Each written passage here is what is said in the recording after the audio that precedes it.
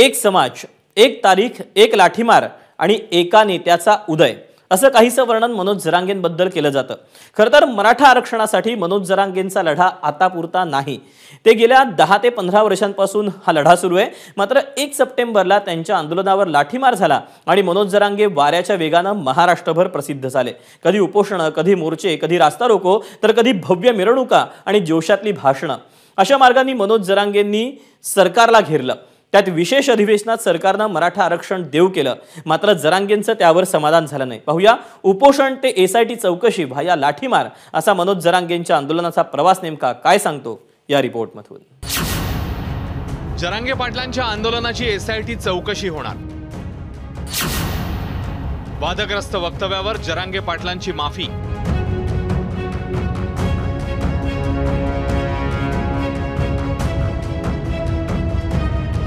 मनोज जरांगे पाटलांच्या आंदोलनाची एसआयटी चौकशी होणार आहे। आज विधानसभेत मनोज जरांगे पाटलांवरून जोरदार गदारोळ झाला। विधानसभेचं कामकाज सुरू झाल्यानंतर आशिष शेलार यांनी हा मुद्दा पहिल्यांदा उपस्थित केला। जरांगे पाटलांनी देवेंद्र फडणवीसांविषयी केलेल्या वक्तव्यावर शेलारांनी तीव्र नापसंती व्यक्त केली आहे। अध्यक्ष महोदय, ज्या पद्धतीची भाषा माननीय उपमुख्यमंत्र्यांबद्दल वापरली, अध्यक्ष महोदय तुला निपटून टाकू ही भाषा। अध्यक्ष महोदय, काल परवापर्यंत अध्यक्ष महोदय एका मंत्र्यांवर आता उपमुख्यमंत्र्यांकडे आणि आता मुख्यमंत्र्यांकडे, काल त्या ठिकाणी त्या मुख्यमंत्र्यांनाही म्हणाले तुम्हाला शेवटची संधी देतो। अध्यक्ष महोदय चाललंय काय?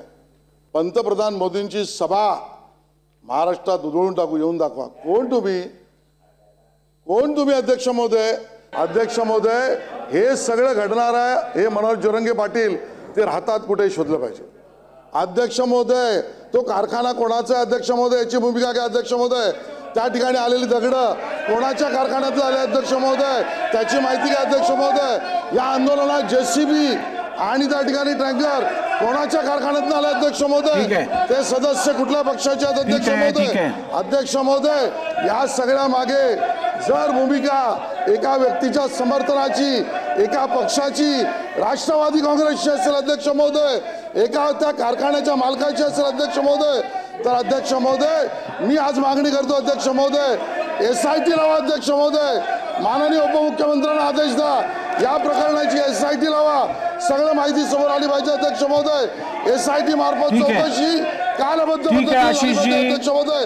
मराठा समाजाच्या बाजूने आम्ही आहोत, पण आमच्या जीवाला धोका आहे आणि रचना योजना एका कारखान्यातून चाललंय, एका घरातून चाललंय, याची एसआयटी चौकशी अध्यक्ष महोदय झालीच पाहिजे अध्यक्ष महोदय। आशिष शेलारांच्या मागणीनंतर विरोधकांनीही जरांगेंवर केल्या जाणाऱ्या आरोपांची चौकशी करण्याची मागणी केली आहे।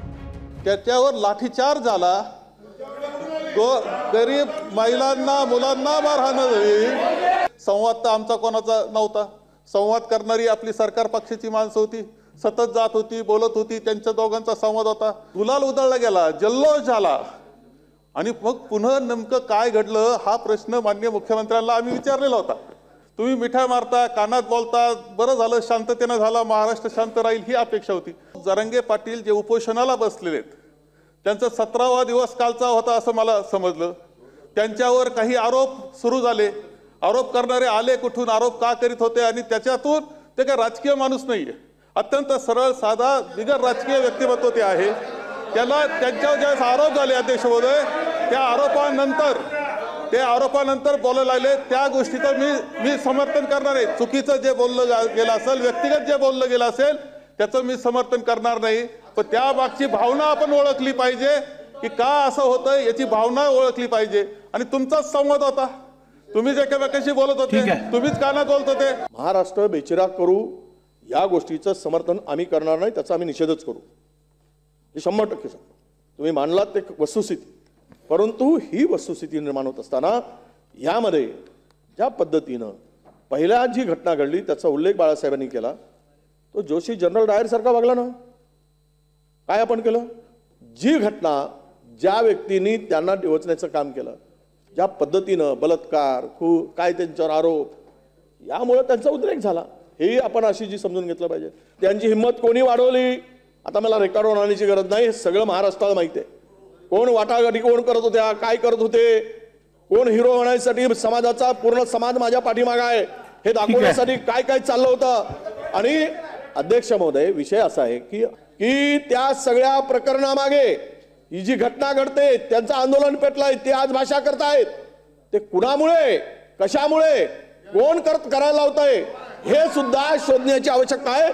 हे बघा, जे बोलायला टीव्हीवर आलेत ना पोपटपंची, तुम्हाला माहित आहे त्या जरांगे पाटलावर वैयक्तिक टीका करणारे, त्यातून जो उद्रेक झाला ती कोणाची माणसं आहेत, त्याला पर्याय कसा उभा केला गेला हे सुद्धा अध्यक्ष महोदय शोधलं पाहिजे, ही आमची मागणी आहे। सभागृहातल्या चर्चेनंतर विधानसभेचे अध्यक्ष राहुल नार्वेकर यांनी या प्रकरणाची SIT चौकशी करण्याचे आदेश दिले। या संपूर्ण विषयाचा गांभीर्य लक्षात घेता शासनाने या संदर्भातली सखोल चौकशी SIT मार्फत करावी।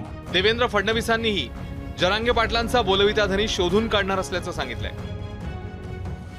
संसदीय लोकशाहीला जपणं हे या सभागृहाची जबाबदारी आहे आणि त्या संदर्भात योग्य उपाययोजना करणं ही शासनाची जबाबदारी आहे।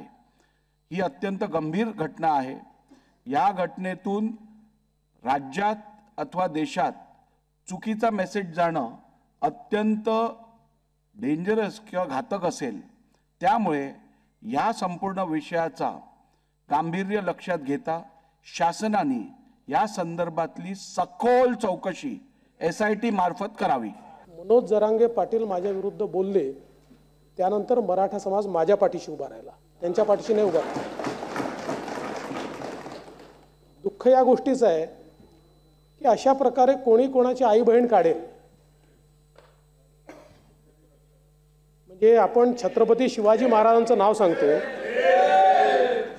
आपण छत्रपती शिवाजी महाराजांचं नाव सांगतो, कल्याणच्या सुभेदाराच्या सुनेला अशीच आमची आई असती सुंदर रूपवती असं सांगून वापस पाठवणारे छत्रपती, आणि त्यांचं नाव घ्यायचं आणि लोकांच्या आया बहिणी काढायच्या।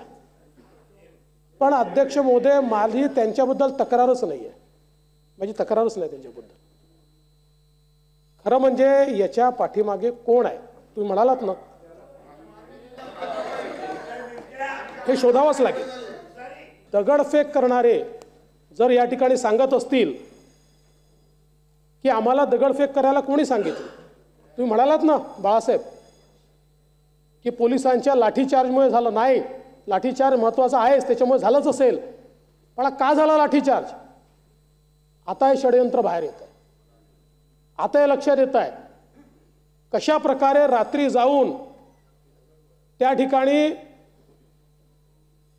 मनोज जरांगेंना वापस आणणारे कोण आहेत, त्यांच्या घरात जाऊन त्यांना भेटणारे कोण आहेत। अध्यक्ष महोदय, कोणाकडे बैठक झाली ते सांगतायत, मी नाही सांगत आहे, आरोपी सांगतायत। आता आरोपी सांगतायत की यांनी बैठक घेऊन सांगितलं दगडफेक करा। पोलीस आपले नाही आहेत, आपले पोलीस नाही आहेत। आपल्या पोलिसांना मारायचं आणि आपण चूप राहायचं। त्याच्या पाठीमागे बोलविता धनी शोधून काढला। जी स्क्रिप्ट त्या ठिकाणी बोलली गेली, काही लोक रोज ती स्क्रिप्ट बोलतात आणि ती स्क्रिप्ट त्यांच्याकडनं येते। आणि हे जे आता ज्या ज्या लोकांनी अध्यक्ष महोदय या ठिकाणी सांगितलं आहे की आम्हाला कोणी कोणी काय काय सांगितलं, साहेब वॉर रूम कोणी उघडल्या माहिती आहे आम्हाला, आता मिळाली आहे माहिती। वॉर रूम कुठे कुठे संभाजीनगरला कोणी उघडली, नवी मुंबईला, पुण्याला कोणी उघडली, माहिती आहे आमच्याकडे सगळी। करू, सगळी चौकशी करून हे षडयंत्र बाहेर काढलं जाईल। जरांगे पाटलांच्या वादग्रस्त वक्तव्याचं समर्थन विरोधकांनीही केलं नाहीये। जरांगे पाटलांनी मराठा आंदोलनाच्या स्टेजवरून शिवीगाळही केली होती। या प्रकरणी त्यांनी माफीही मागितली आहे। त्या दिवशी ते उपोषण 17 दिवसाचं होतं आणि त्या अनावधानाने झालं असेल चिडचिडीमध्ये, हरकत नाही, परंतु माझ्याकडून सुद्धा त्या दिवशी ते अनावधानाने शब्द गेले असतील। मी काय ते ही करत नाही, चिडचिड होती, 17 दिवसाचं उपोषण होतं। जर आई बहिणीवरून माझ्याकडून गेले असतील तर मी शब्द मागं घेतो, काय त्यात दिलगिरी व्यक्त करतो, कारण त्यात काय आई बहिणी, मी राज्यातल्या माता माऊल्यांना आई बहीण मानतो, माय माऊली मानतो, मायबाप मानतो, आणि त्याच आई बहिणीवरून जर माझ्याकडून गेलं असेल तर आई बहिणीबद्दल मी मात्र दिलगिरी व्यक्त करतो, त्या ते शब्दसुद्धा मी मागं घेतो. त्यात काय मला ही नाही आहे, कारण मोठं मन आहे आमचं. अधिवेशनात म्हणले की छत्रपती शिवरायांच्या काळात असं होत नव्हतं, आई बहिणीवरून शिव्या देणं, आणि हे बरोबर नाही. आणि ते तुमच्याच मोबाईलवर मी ऐकल्यामुळं तेव्हापासून मला असं वाटत होतं की अरे आपण 17 दिवसाचं उपोषण केलेलं आहे, अनावधानानं त्या चिडचिडीत होऊन गेलं असं. आपण या राज्यातल्या समाजाला मायबाप मानतो, छत्रपतींच्या विचारावर चालतो, तर मग आई बहिणीबद्दल जर आपल्याकडून शब्द गेला असला तर आपण ते शब्द मागे घेतले पाहिजे, दिलगिरी व्यक्त केली पाहिजे. हे माझ्या मनालाच म्हणत होतं. आणि मी माता माऊलीला मानतो ना, मी त्या माता माऊलींची दिलगिरी व्यक्त केली महाराष्ट्रातल्या सगळ्याच, की माझ्याकडून ते शब्द गेले असले ते मी मागे घेतो आणि दिलगिरी पण व्यक्त करतो, कारण मोठं मन लागतं. छत्रपतींच्या विचारावर आम्ही चालतो.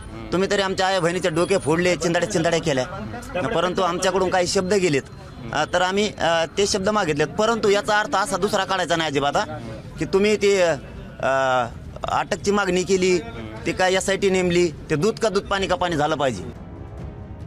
SIT चौकशीतनं जरांगे पाटलांच्या आंदोलनाची पूर्ण चौकशी होणार आहे. आंदोलनाला आर्थिक पाठबळ कोणी दिलं? आंदोलनाला कुठल्या राजकीय नेत्यांनी मदत केली का? या सगळ्या प्रश्नांची उत्तरं SIT चौकशी नंतरच मिळणार आहेत. ब्युरो रिपोर्ट, ABP माझा. ABP माझा, उघडा डोळे बघा नीट.